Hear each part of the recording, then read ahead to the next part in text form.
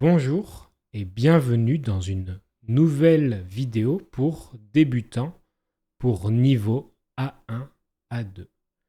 Aujourd'hui, je veux parler du Japon et plus précisément, je veux parler des toilettes japonaises. C'est un sujet amusant et surprenant. On peut commencer. Le Japon et la technologie. En France, on a toujours eu une image du Japon comme un pays très technologique. Quand j'étais jeune, les premières consoles de jeux vidéo étaient japonaises. La PlayStation, la Nintendo, etc. Il y avait aussi des grandes marques comme Sony.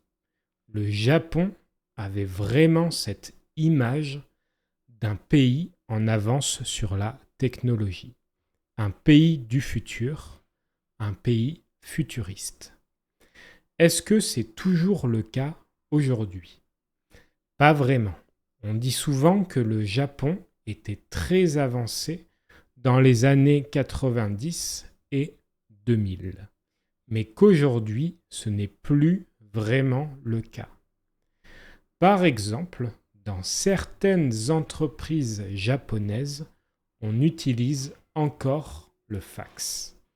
Le fax, c'est une machine très ancienne pour envoyer des documents.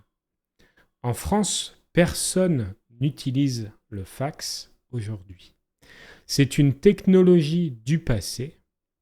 Donc le Japon, c'est un pays un peu étrange de ce point de vue. Il y a une ambiance rétro-futuriste. Certaines choses sont très modernes, très avancées, et d'autres choses sont très anciennes, très traditionnelles. C'est ce mélange qui rend le Japon si fascinant. Et les toilettes, c'est le meilleur exemple de ce mélange. La découverte des toilettes japonaises. En 2020, je suis allé pour la première fois au Japon avec ma femme. On est resté 2 semaines. Et une des premières surprises du voyage, c'était les toilettes. Il y a une émission française qui s'appelle J'irai dormir chez vous, créée par Antoine de Maximi. Dans cette émission, Antoine de Maximi voyage dans le monde entier. Il ne prévoit rien. Il arrive dans une ville et il essaye de trouver des habitants pour dormir chez eux. C'est une émission très originale. Il y a beaucoup d'épisodes disponibles sur YouTube. Il y a un épisode au Japon où il dort chez un Japonais. Dans cet épisode, il y a une scène très célèbre. Il découvre les toilettes japonaises pour la première fois. C'est une scène très drôle.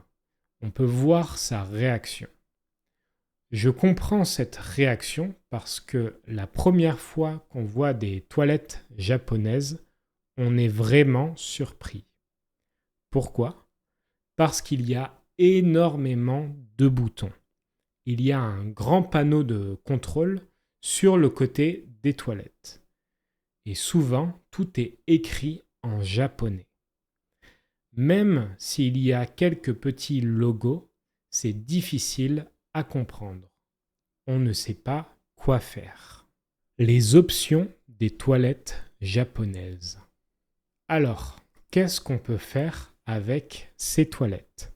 Je vais vous expliquer les principales fonctionnalités. La fonctionnalité la plus connue, c'est le jet d'eau. Il y a un petit mécanisme intégré dans les toilettes qui permet de se nettoyer avec un jet d'eau automatique. Ça n'existe pas en France. En France, on utilise du papier toilette ou PQ pour papier cul. Donc c'est vraiment très surprenant la première fois. Mais ce n'est pas tout. On peut régler beaucoup de choses. On peut régler la force du jet d'eau. Si on veut un jet fort ou un jet doux, on peut choisir. On peut aussi régler la température de l'eau froide ou de l'eau chaude, c'est possible. Et on peut même régler la position du jet. On peut avancer ou reculer le mécanisme. On a vraiment l'impression d'être sur un robot ou dans un vaisseau spatial. La deuxième fonctionnalité importante, c'est la lunette chauffante. La lunette, c'est la partie des toilettes où on s'assoit. Dans les toilettes japonaises, cette partie peut être chauffée. En été, ce n'est pas très utile, mais en hiver, au Japon, il peut faire très froid. Alors, une lunette chauffante, c'est très agréable. C'est un petit luxe qu'on apprécie beaucoup. Une expérience à Kyoto. Il y a une expérience que je n'oublierai jamais. C'était dans un hôtel à Kyoto. Kyoto, c'est une ville magnifique dans le centre du Japon. C'est une ville très connue pour ses temples et sa culture traditionnelle. C'est la capitale historique du Japon. Je suis allé aux toilettes dans cet hôtel. Et quand j'ai ouvert la porte des toilettes, plusieurs choses se sont passées en même temps. Premièrement, la lumière s'est allumée automatiquement. Deuxièmement, le couvercle des toilettes s'est ouvert automatiquement. Et troisièmement, les toilettes ont commencé à jouer une petite musique douce. Une musique dans les toilettes. Je n'avais jamais vu ça. Je pense que cette musique sert à couvrir les bruits. Cette petite musique, c'est pour que ce soit moins dérangeant pour soi et pour les autres. Bref, tout ça n'existe pas en France. En France, les toilettes sont très classiques. Il n'y a rien de technologique, rien d'électronique. On entre, on utilise, on sort. C'est simple. C'est pour ça que les toilettes japonaises sont surprenantes pour les Français. Ça correspond vraiment à l'image qu'on a du Japon. Un pays un peu rétro-futuriste. Et c'est une des choses que j'aime dans les voyages. On découvre des choses très différentes de sa propre culture.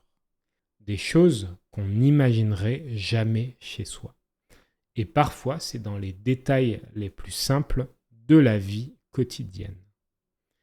Si vous aimez ce genre de sujet moins classique, n'hésitez pas à me le dire en commentaire. Vous avez le script accessible gratuitement sur Patreon. Pour les membres, il y a 3 PDF à télécharger, la liste de vocabulaire de l'épisode, un PDF d'exercice et un PDF de correction. Merci d'avoir regardé jusqu'au bout et à la prochaine.